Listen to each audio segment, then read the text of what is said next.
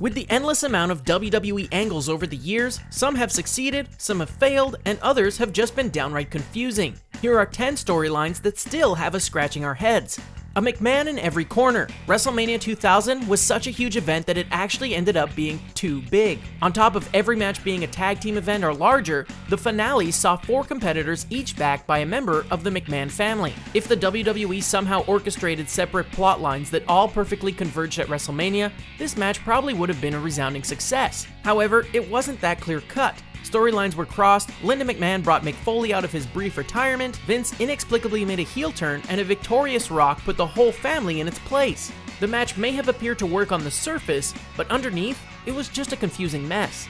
The Love Rectangle. After splitting from Lana on a May 2015 episode of Raw, Rusev soon attempted to reconcile their relationship, but was rebuffed when Lana kissed Dolph Ziggler. In response, Rusev teamed with Summer Rae, who later proposed to Rusev, stipulating that she would only marry him if he won another championship. She also seduced Ziggler in order to end his relationship with Lana. Although he was an uber heel at the time, Rusev unintentionally garnered the most fan sympathy from this situation, as he basically ended up being seen as a heartbroken boyfriend. However, the storyline became further complicated when it was revealed that Lana and Rusev had actually in real life became engaged to each other. And despite an attempt to save the storyline by tying in this true event, it fizzled out due to its ever-increasing complexity and the fact that the whole thing essentially backfired. Sin Cara vs. Sin Cara. In 2011, Mexican wrestling star Luis Uribe, formerly known as Mystico, joined the WWE roster under the name Sin Cara. Despite a huge media push, Uribe fell flat and quickly earned a 30-day suspension for violating WWE's wellness program. Jorge Arias played a so-called impostor Sin Cara in the meantime, which culminated in bouts pinning the original against the phony. And fans honestly couldn't tell the difference between the two. Uribe's version eventually triumphed, but he left to return to Mexican wrestling in 2014, where he continued to use the Sin Cara name. Adding the final confusion cherry on top, Arias has since resurrected the Sin Cara character in the WWE. Jobber Bella. After losing at Hell in a Cell 2014, Brie Bella had to serve as a personal assistant to her sister Nikki for 30 days, which included helping Nikki defeat AJ Lee to win the Divas Championship at Survivor Series. However, when the 30 days were up, the sisters were inexplicably friends again. Yeah, and as Brie and Nikki later revealed, this was a shock to them too, and there was really no explanation for it. The WWE simply decided to move on, but as Nikki aptly pointed out, "I told her I wish she died in the womb. We can't forget that." God got beat. After Vince McMahon lost to Shawn Michaels at WrestleMania 22, the boss deemed it an act of God.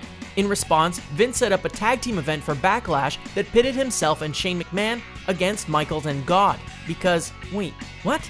That's right, HBK's teammate was God, represented at the match by only harp music and an empty spotlight. As a clearly confused and possibly offended crowd looked on, Vince taunted God and encouraged him to get jiggy with it, while also instructing a perplexed referee to search him for weapons. Thanks to some help from the Spirit Squad and the fact that Michaels' partner was just a beam of light that played no part in the actual match, the McMahons won. Then again, the real winners were probably the fans, who would never again have to deal with this confusing storyline. Kick the baby. Despite the protection of boyfriend Matt Hardy, Lita was kidnapped and impregnated in 2004 by Kane, who wed the diva after besting Hardy in SummerSlam's Till Death Do Us part match. However, Lita later miscarried courtesy of newbie Gene Snitsky, causing Kane to turn heel. This led to Lita preposterously teaming up with her supposed rapist to avenge the baby she didn't even want, and to defeat Snitsky, who constantly insisted, "It's not my fault."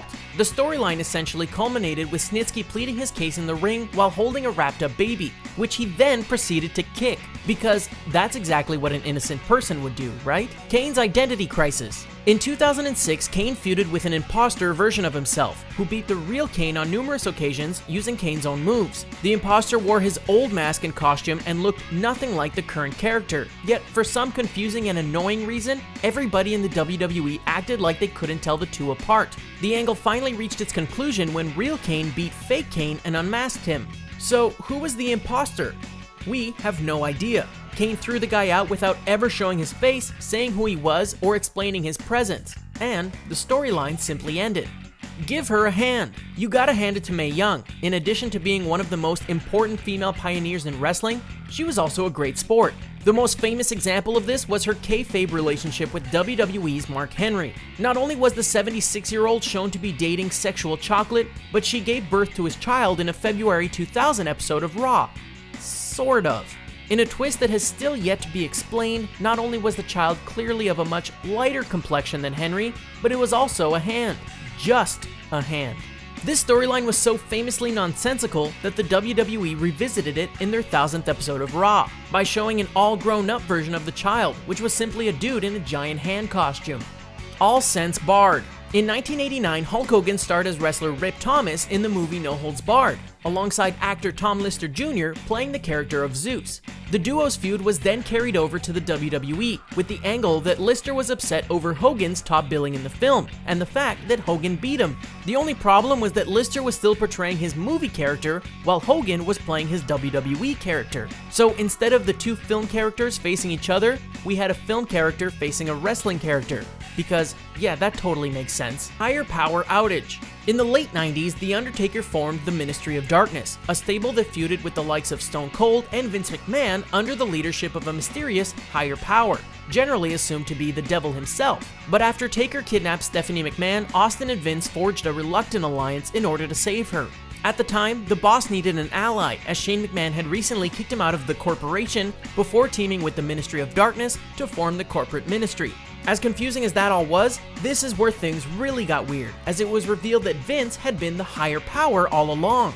He explained it was all an elaborate ruse to oust Austin from power, even though it came at the expense of all the McMahons, including Vince himself. The ministry soon folded after Austin escaped the whole fiasco basically unscathed, and everyone realized that the whole thing didn't make any sense.